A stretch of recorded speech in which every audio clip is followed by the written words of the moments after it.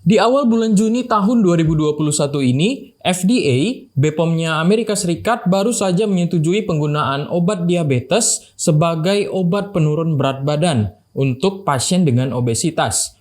Obat ini kemudian menjadi perbincangan hangat di Amerika Serikat karena berdasarkan hasil penelitiannya, obat ini mencatatkan angka efektivitas tertinggi dibandingkan dengan obat-obat penurun berat badan sebelumnya yang sudah disetujui di Amerika Serikat. Apa nama obatnya dan bagaimana hasil penelitiannya?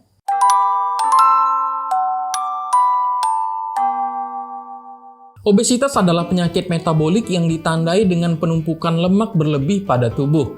Penyakit ini diketahui dapat meningkatkan risiko beberapa penyakit lainnya seperti penyakit jantung, diabetes, dan hipertensi. Cara yang utama untuk mengatasi obesitas adalah dengan menurunkan berat badan melalui diet dan aktivitas fisik. Tapi terkadang tidak semua orang bisa mengikuti rekomendasi diet dan aktivitas fisik dengan baik, sehingga mungkin perlu dibantu dengan intervensi medis berupa tindakan pembedahan atau penggunaan obat-obatan.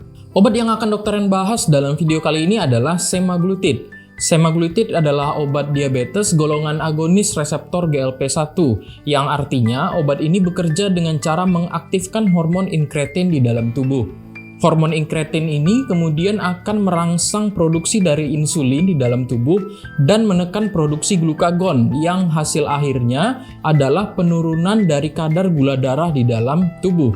Obat ini sudah digunakan di negara Amerika Serikat sejak tahun 2017 untuk membantu mengontrol gula darah pada penderita diabetes. Jenis obat semaglutid yang pertama disetujui saat itu adalah suntikan subkutan sebanyak 1 kali seminggu, seperti suntikan insulin. Kemudian pada tahun 2019, semaglutid dalam sediaan tablet oral disetujui untuk digunakan sebagai obat anti-diabetes. Dalam penelitian awalnya, selain dapat mengontrol gula darah, pasien-pasien yang menggunakan obat ini juga melaporkan penurunan berat badan akibat penurunan nafsu makan yang merupakan efek dari semaglutid. Hal ini ternyata juga menurunkan resiko penyakit jantung pada pasien yang menggunakan obat ini. Lalu apakah obat ini sudah diteliti secara khusus sebagai obat penurun berat badan? Serangkaian uji klinis yang diberi nama STEP trial dilakukan untuk menguji efektivitas obat semaglutid sebagai obat penurun berat badan. STEP trial adalah singkatan dari Semaglutid Treatment Effect in People with Obesity. Uji klinis ini berjalan mulai tahun 2018, sebagian hasilnya sudah dipublikasikan di jurnal internasional ternama, dan sebagian uji klinisnya masih berjalan. Dari 4 uji klinis yang sudah dipublikasikan, Dr. Ren hanya akan membahas Step 1 trial yang dipublikasikan di NEJM karena laporan uji klinis lainnya belum bisa diakses dengan bebas. Step 1 trial adalah uji klinis dengan desain double-blinded randomized controlled trial, desain uji klinis yang ideal atau gold standard untuk mengetahui efektivitas obat-obatan. Randomized controlled trial atau RCT artinya dalam uji klinis ini ada kelompok pembanding yang disebut kontrol dan sistem alokasi atau pembagiannya menggunakan randomisasi agar tidak terjadi bias. Double-blinded artinya subjek penelitian maupun staf penelitian yang memberikan obat dan mengumpulkan data tidak mengetahui siapa yang mendapatkan obatnya dan siapa yang tidak mendapatkan obatnya. Uji klinis ini dilakukan di 16 negara berbeda di Asia, Eropa, Amerika Utara, dan Amerika Latin. Subjek yang diuji dalam penelitian ini adalah orang-orang berusia 18 tahun ke atas dengan obesitas yang ditandai indeks massa tubuh di atas 30 atau overweight atau IMT indeks massa tubuh di atas 27 dan disertai salah satu komorbiditas yang terkait berat badan seperti hipertensi, dislipidemia, obstructive sleep apnea, dan penyakit jantung yang mengalami kesulitan dalam mengontrol berat badan. Kriteria eksklusi adalah riwayat penyakit diabetes dan penyakit pankreas, riwayat operasi untuk penanganan obesitas, dan riwayat penggunaan obat-obatan penurun berat badan. Jadi dalam penelitian ini yang diuji adalah pasien-pasien dengan obesitas atau overweight yang memiliki komorbiditas dan mengalami kesulitan dalam mengontrol berat badan. Sedangkan pasien dengan diabetes tidak diuji dalam uji klinis ini. Subjek penelitian ini dibagi menjadi 2 kelompok melalui randomisasi dengan alokasi 2:1 untuk kelompok intervensi dan kelompok kontrol. Kelompok intervensi diberikan semaglutid selama 68 minggu, 16 minggu pertama untuk inisiasi dosis dengan peningkatan dosis setiap 4 minggu. Kemudian 52 minggu berikutnya diberikan dosis stabil yang ditargetkan sebesar 2,4 mg. Semaglutid hanya diberikan 1 kali per minggu melalui suntikan subkutan. Kelompok kontrol diberikan placebo dengan waktu pemberian yang sama. Kelompok intervensi berjumlah 1.306 subjek, sedangkan kelompok kontrol berjumlah 655 subjek. Kedua kelompok diwajibkan melaksanakan diet rendah kalori atau defisit 500 kilokalori dan aktivitas fisik minimal 150 menit per minggu yang dibantu dengan sesi konseling tiap 4 minggu. Parameter yang diukur dalam penelitian ini ada berbagai macam. Parameter utamanya adalah persentase penurunan berat badan untuk efektivitas obat dan persentase angka kejadian efek samping untuk keamanan obat. Selain itu ada juga parameter metabolik lainnya seperti tekanan darah, kadar gula darah, lingkar perut, dan lain-lain. Prinsip analisis statistik yang digunakan dalam penelitian ini adalah prinsip intention to treat. Apa artinya? Dalam uji klinis, terutama RCT, umumnya ada dua jenis prinsip analisis yang digunakan, yaitu intention to treat dan per protokol analisis. Apa bedanya? Intention to treat artinya semua subjek penelitian yang sudah dialokasikan ke dalam satu kelompok harus dimasukkan ke dalam analisis akhir dari penelitian tersebut. Sedangkan per protokol analisis artinya subjek yang tidak menyelesaikan regimen pengobatan yang sudah ditetapkan tidak diikutkan dalam analisis akhir. Contohnya seperti ini. Anggap ada suatu penelitian yang ingin menguji efektivitas suatu obat antibiotik terhadap angka kematian dari suatu penyakit infeksi. Obat ini ditetapkan diberikan selama 5 hari. Dari 100 subjek dalam kelompok intervensi yang diberikan obat, ada 5 subjek meninggal sebelum masa pengobatan 5 hari selesai, dan 10 subjek tidak melanjutkan pengobatan. Dengan prinsip intention to treat, semua subjek berjumlah 100 orang tersebut dimasukkan ke dalam analisis akhir, meskipun ada 10 subjek yang tidak melanjutkan pengobatan dan 5 subjek meninggal sebelum masa pengobatan selesai. Sedangkan dengan prinsip per protokol analisis, hanya 85 subjek yang akan dimasukkan ke dalam analisis akhir karena 15 subjek tidak menyelesaikan masa pengobatan 5 hari. Prinsip intention to treat umumnya lebih dipilih sebagai prinsip yang ideal untuk uji klinis karena lebih mencerminkan efek obat di dunia nyata, terutama dalam hal keamanan obat. Jadi dalam step 1 trial ini, semua subjek ikut dianalisis saat penelitian selesai. Kemudian berikut ini adalah karakteristik awal dari subjek yang mengikuti uji klinis ini. Rata-rata usia pada kedua kelompok sama, yaitu 46 dan 47 tahun. Sebagian besar subjek adalah perempuan dengan persentase lebih dari 70%. Ras yang dominan adalah Kaukasia, diikuti Asia dan Afrika.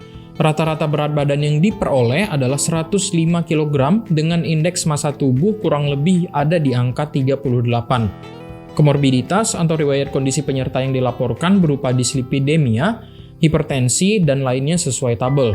Lalu bagaimana hasil pengobatan dengan semaglutid setelah 68 minggu? Melalui grafik ini dapat dilihat bahwa subjek dalam kelompok yang diberikan semaglutid 2,4 mg mengalami penurunan berat badan yang jauh lebih banyak dengan angka penurunan sebesar 14,85% dari berat badan awal dibandingkan kelompok kontrol yang hanya mengalami penurunan berat badan sebesar 2,41% dari berat badan awal. Angka ini berbeda bermakna secara statistik dengan nilai P kurang dari 0,05.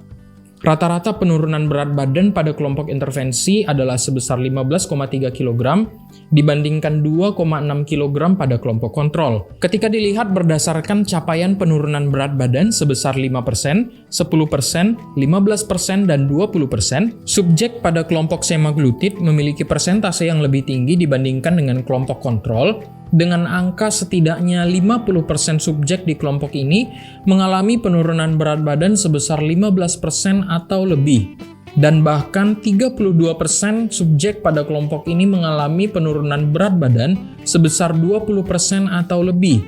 Angka ini sesungguhnya adalah angka yang cukup fantastis karena nilainya jauh lebih tinggi dibandingkan dengan obat-obat penurun berat badan lainnya yang sudah disetujui. Dan angka ini hanya bisa dicapai dengan tindakan operasi sebelum ada obat ini. Selain itu, berbagai parameter lain yang diukur dalam penelitian ini juga menunjukkan angka yang lebih baik pada kelompok semaglutid dibandingkan dengan kelompok kontrol, seperti lingkar perut, indeks massa tubuh, tekanan darah, gula darah puasa, dan angka HbA1c.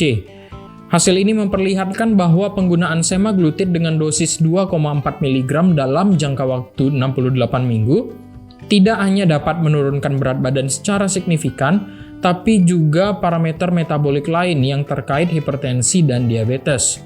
Kita perlu ingat bahwa hasil ini bukan hanya semata-mata karena penggunaan obat semaglutid, tapi dengan kombinasi diet rendah kalori dan aktivitas fisik yang rutin. Oke, semaglutid terbukti efektif dalam menurunkan berat badan, tapi apakah obat ini aman? Step 1 trial juga melaporkan jumlah efek samping yang dialami oleh subjek penelitian selama masa pemantauan.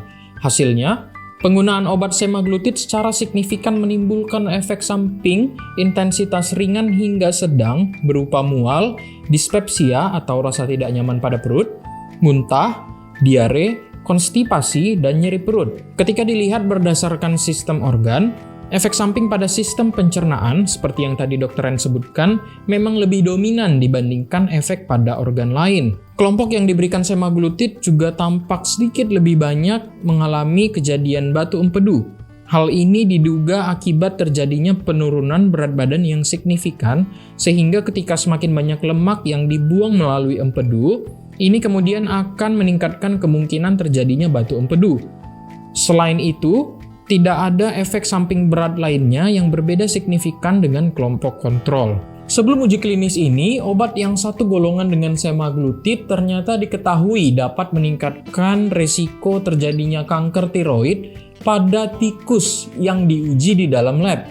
Namun hal ini belum terbukti pada manusia. Bahkan ada meta-analisis yang mengkaji berbagai hasil uji klinis dari semaglutid dan obat satu golongannya yang menyimpulkan bahwa obat golongan ini, agonis GLP-1, tidak meningkatkan kemungkinan terjadinya kanker atau tumor jenis apapun.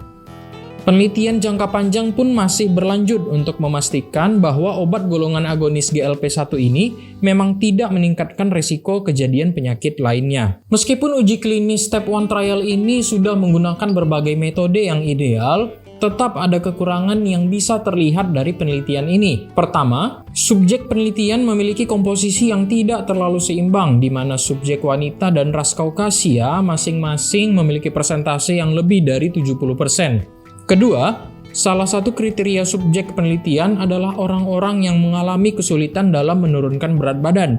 Artinya, subjek yang mengikuti penelitian ini bisa jadi memiliki komitmen lebih dalam menurunkan berat badan. Ketiga, penelitian ini sepenuhnya didanai dan disponsori oleh Novo Nordisk, perusahaan farmasi yang memproduksi semaglutid yang bisa saja menjadi salah satu faktor penyebab terjadinya bias. Alasan yang ketiga ini sebenarnya tidak terlalu menjadi masalah karena secara umum metode penelitian yang digunakan oleh uji klinis sudah sangat ideal. Faktanya, memang penelitian untuk mengembangkan obat-obatan membutuhkan dana yang sangat besar, dan tanpa pendanaan dari perusahaan besar, perkembangan obat-obatan bisa jadi sangat lambat. Dan pastinya perusahaan yang mendanai penelitian dan pengembangan obat juga mau mendapatkan untung dari obat tersebut, sehingga obat-obat tertentu perkembangannya lebih cepat. Jadi kesimpulannya, hasil uji klinis ini membuktikan bahwa semaglutid efektif dan aman digunakan sebagai obat penurun berat badan. Namun perlu diingat bahwa hasil ini diperoleh dengan kombinasi dari diet rendah kalori dan aktivitas fisik yang rutin. Obat hanya berfungsi untuk membantu kita mencapai hasil yang diharapkan. Sayangnya obat semaglutid ini belum ada di Indonesia, baik sebagai obat diabetes maupun sebagai obat penurun berat badan. Kira-kira kapan ya obat ini bisa masuk ke Indonesia? Seperti biasa, sumber-sumber yang Dr. Ren gunakan dalam video ini bisa kalian akses langsung melalui kolom deskripsi. Semoga video ini bisa membantu, dan tidak lupa Dr. Ren ingatkan untuk selalu patuhi protokol kesehatan. Jangan lupa subscribe.